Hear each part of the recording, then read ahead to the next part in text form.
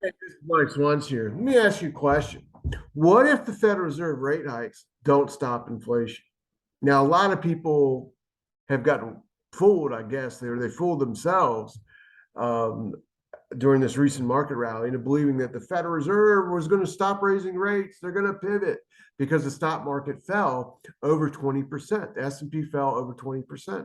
And since 2009, every time it fell over 20%, the Fed's lowered rates or started a new QE program. They did this in 2011, new QE, 10% decline QE, 2012, 10% decline QE, 2015 through 2016. There's a peak in July 2015, ended in the first quarter of 2016, 20% decline. What happened? New QE. In 2017, the Fed started to raise interest rates into the fall of 2018, which there's a 20% decline. What happened? The Fed said, we're stopping the rate hikes. And then within months, they lowered. People are expecting the same thing to happen again, despite the fact that inflation is raging. And what happened? The Fed has to respond to reality. And inflation causes social chaos, economic distress, much more than stock market declines. That's why inflation is now a higher priority than the Fed than a stock market, and why they did not pivot, but instead got to talk tougher and on Friday. And now the Fed fund futures are pricing in a 75% chance of a 75 rate hike in September.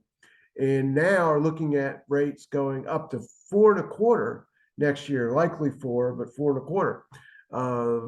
90 days ago, they were looking at 375 to four. So it's going up a little bit. But here's the thing, all the focus has been on that hawkish talk that Powell gave in the media, including alternative media. But there's a Federal Reserve. He wasn't the only one who spoke at this meeting for the bankers. There is a Federal Reserve research paper delivered to people and presented to them that said that the Fed rate hikes may not even stop inflation because they may have nothing to do with it. And then somebody from the IMF spoke and made similar statements. So what is this all about? Why does it matter? Let me show you the paper. I'm going to link to it in the bottom of this description, because probably no one else is going to tell you about it. But this is it. Inflation as a fiscal limit. Now, what it argues is that the inflation is caused by inflation expectations. Everyone agrees with that. And that's why Powell wants to get inflation down, because if he doesn't, people get used to this 9% in annualized inflation. They'll think it'll become a self-fulfilling prophecy, so to speak. But this paper suggests that the real cause of inflation expectations is government spending and deficits. And you can read their explanations for this, but I'm just going to read the abstract for you. Basically, the government spending, the deficit blowout in 2017, 2018, with the shutdowns and all this, they claim it altered the private sector's beliefs about the fiscal framework, accelerating the recovery, but also determining an increase in fiscal inflation. Fiscal inflation means the deficit. Well, I don't know if this is real. I don't know if people really think about the deficit that much. Look, there are big deficits in the past in which there wasn't giant inflation expectations or inflation exploded. So I don't know. What's important though is the very existence of this argument, and we'll return to that in a second. So the second thing that happened is that someone from the IMF made the argument that, and according to this article, this got just as much attention from the people attending the conference as what Powell said. But they said that we're in a volatile world, it's here to stay. Supply shocks, Ukraine war, tariffs, tensions with China, and they say climate change, they add that to the list.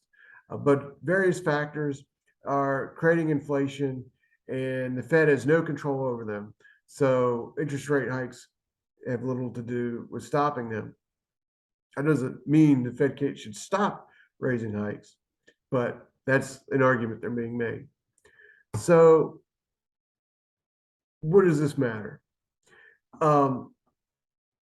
It suggests that there's a research paper, arguments being made, much different than the Powell talk that got all the attention in the media. But these are arguments below the surface, not ready to be presented to the public in a big way yet, because they're not needed yet.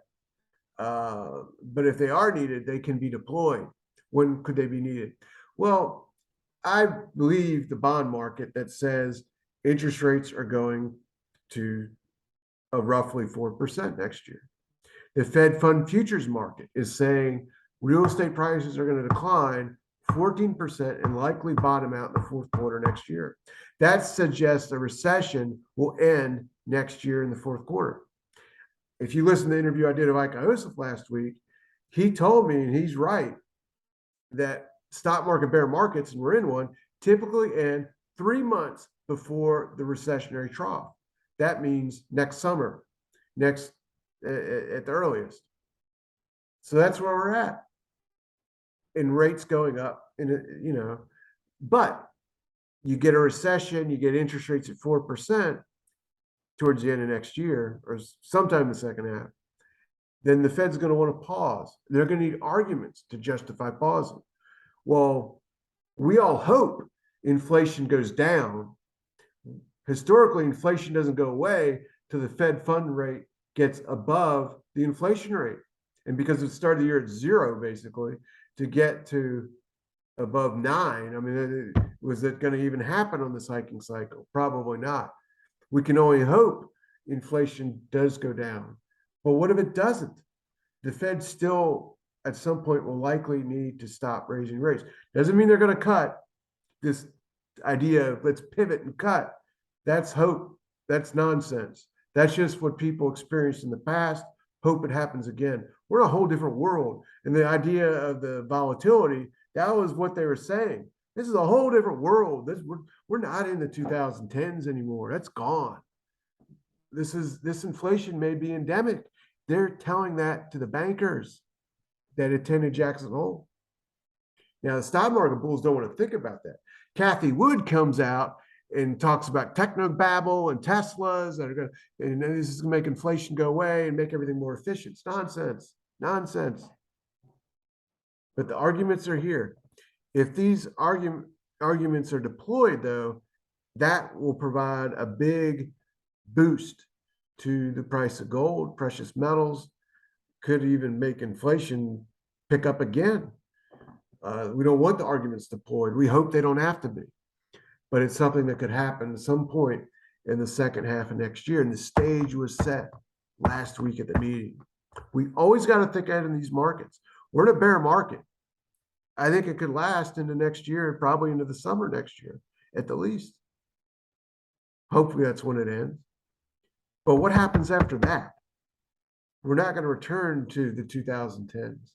Inflation may dip and then explode again. So we're in interesting, volatile times, as the word is given to the bankers. Are you adapting that? Are you allowing yourself to be flexible in these markets? And willing to even change your mind if necessary. That's what it's going to take to navigate the rest of the 2020s. If you like this type of thinking in these markets, hit the like button. If you want to get my next video update, hit the subscribe button, hit the bell next to it. YouTube will send that to you as soon as it's up for you to watch.